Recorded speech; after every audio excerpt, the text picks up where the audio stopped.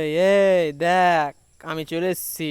আমি ধনী কাপুর, একদম অ্যানিমেল পার্কের মতো হয়ে চলে আসছি। এবার বন্দুক দিয়ে নয়, এবার যা খেলা হবে সব কিছু তোমরা জানো বন্ধুরা, এই সাইকেল দিয়ে।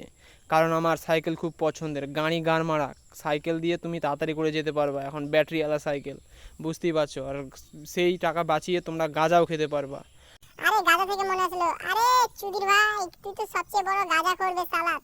ও লোক সিটি মারবে তোর গাঁজা খাওয়াতে লাউড়া। আরে বোকাচোদা, শুনতে পাচ্ছি, আমার কান ঠসানো হবে বুড়ো বাক।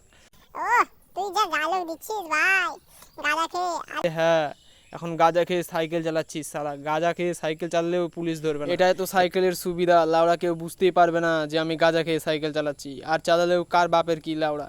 এইভাবে সাইকেল নিয়ে চলে আসলাম বাড়িতে। কাট।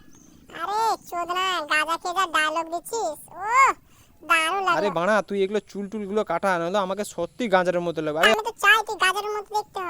আরে বাড়া, লোক কি বলবি? আরে লোক, লোক কি বালছিস রে? আরে এরপরটা দেখ গাঁজা খেয়ে। এই যে তুই গাঁজা খেয়ে আসলি, এ সন্দীপ, এবার বোকাচোদা লে, তুই আমার মুখে লিলে বোকাচোদা, সত্যি গাঁজা খেয়ে চলে আসছি। ओ भाई मारो मुझे, मारो मारो मुझे, मारो मारो नहीं ये